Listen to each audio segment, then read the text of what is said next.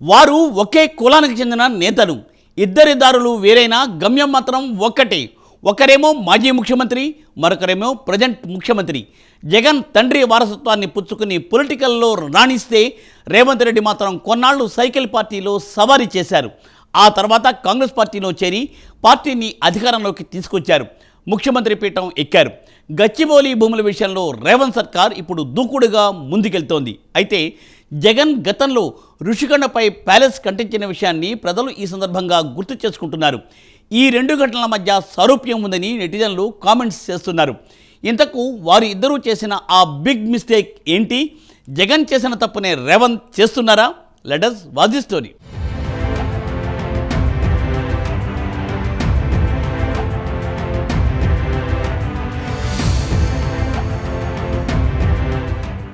రేవంత్ రెడ్డి, జగన్మోహన్ రెడ్డి ఇద్దరిది ఒకే సామాజిక వర్గం, కానీ భిన్న నేపథ్యాలు. ఒకరేమో తండ్రి వారసత్వాన్ని అందుకుని రాజకీయాల్లోకి వచ్చి సొంతంగా పార్టీ పెట్టి సీఎం అయ్యారు. మరొకరేమో టీడీపీతో సుదీర్ఘ అనుబంధం ఉండి తప్పనిసరి పరిస్థితుల్లో కాంగ్రెస్లో చేరి ఆ పార్టీని అధికారంలోకి తీసుకొచ్చి సీఎం కుర్చీ మీద కూర్చున్నారు. అంటే ఇద్దరూ పట్టుదలతో తమ పార్టీలను అధికారంలోకి తీసుకొచ్చారన్నమాట.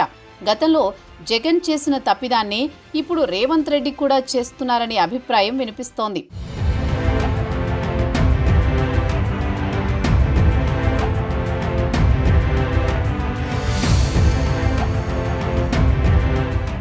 జగన్, రేవంత్ ఇద్దరూ రెడ్డి సామాజిక వర్గానికి చెందిన నేతలే. ఒకరు ఏపీ సీఎంగా పనిచేయగా మరొకరు ప్రస్తుతం తెలంగాణ ముఖ్యమంత్రి. ఇద్దరూ తమ ఇమేజ్తో తమ పార్టీలను అధికారంలోకి తెచ్చిన వారే. అయితే ఇద్దరూ భిన్న ధృవాల్లాంటి వారు. తాను సీఎం అయ్యాక జగన్ కనీసం ఫోన్ చేసి విషెస్ చేయలేదని ఆ మధ్యన రేవంత్ స్వయంగా చెప్పారు. రేవంత్ గతంలో టీడీపీలో పనిచేయడం, చంద్రబాబు శిష్యుడనే ముద్ర, అలాగే ఆయనకు ఇంటర్నల్గా తెలుగుదేశం పార్టీ సపోర్ట్ ఉండడంతో పాటు జగన్, కేసీఆర్ మధ్య మంచి సంబంధాలుండడమే దీనికి కారణం కావచ్చు. ఇక ఇద్దరి మధ్య సారూప్యతల విషయానికొస్తే ఇద్దరూ జగమొండిగా పేరు తెచ్చుకున్న వాళ్ళే. ఎన్ని ఆటంకాలొచ్చినా తమకు నచ్చిన పని చేసుకుంటూ ముందుకు వెళ్లే స్వభావం ఉన్న నేతలే వీరిద్దరూ. అదే వీరి బలం, అదే వీరి బలహీనత కూడా.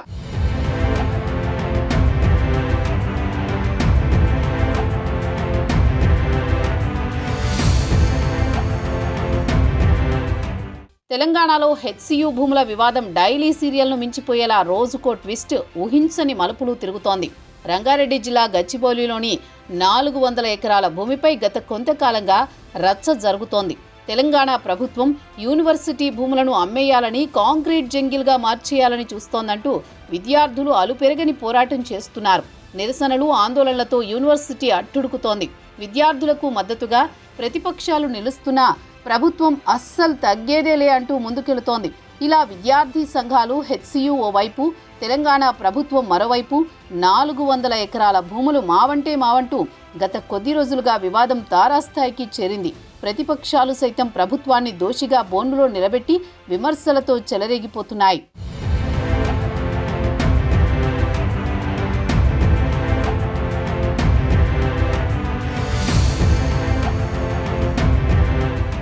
ఇదిలా ఉంటే గచ్చిబౌలి భూముల వ్యవహారం తెలంగాణ వ్యాప్తంగా దుమారం రేపుతున్న వేళ రేవంత్ రెడ్డి చేస్తున్న పని జగన్ను గుర్తుకు తెచ్చింది.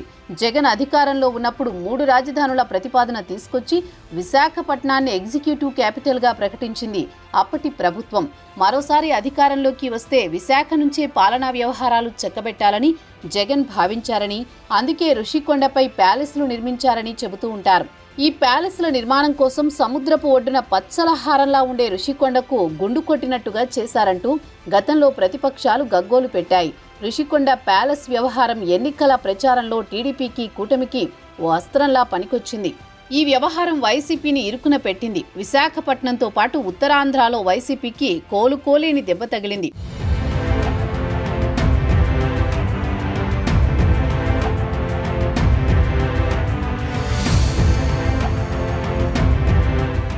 ఇప్పుడు గచ్చిబౌలి భూముల వ్యవహారంలోనూ రేవంత్ రెడ్డి సర్కారు పట్ల జనంలో వ్యతిరేకత కనిపిస్తోంది. న్యూట్రల్గా ఉండేవారు సైతం సోషల్ మీడియాలో ఈ విషయమై గళం విప్పుతున్నారు. ఇక బీఆర్ఎస్, బీజేపీ సంగతి చెప్పక్కర్లేదు. కంచా, గచ్చిబౌలి ప్రభుత్వ భూమే కావచ్చు, దానికి హెచ్సియుకి సంబంధం లేని మాట నిజమే కావచ్చు. కానీ ఆ 400 ఎకరాల భూమి కాలక్రమంలో ఓ చిట్టడివిలా మారింది.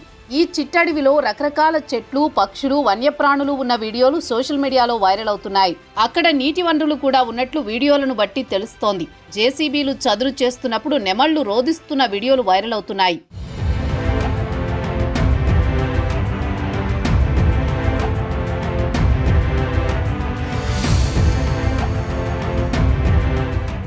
మొత్తానికైతే గతంలో ఋషికొండ విషయంలో జగన్ చేసిన తప్పే గచ్చిబౌలి విషయంలో రేవంత్ రెడ్డి చేస్తున్నారని అభిప్రాయం వ్యక్తమవుతోంది. రేవంత్ ప్రకృతి విధ్వంసానికి పాల్పడుతున్నారని నెటిజన్లు మండిపడుతున్నారు. రేవంత్ రెడ్డి సర్కారు చేసేది చట్టబద్ధమే కావచ్చు, నిధుల కోసమే ఈ పనులు చేస్తూ ఉండొచ్చు, కానీ నగరానికి లంగ్ స్పేస్ లా ఉన్న ఏరియాను ధ్వంసం చేయడం సరికాదంటున్నారు. ఇలాగే వ్యవహరిస్తే వచ్చే ఎన్నికల్లో కాంగ్రెస్ ఓటమి తప్పదని హెచ్చరిస్తున్నారు. మరి చూడాలి ఈ విషయంలో రాష్ట్ర ప్రభుత్వం వెనక్కి తగ్గుతుందో లేదో.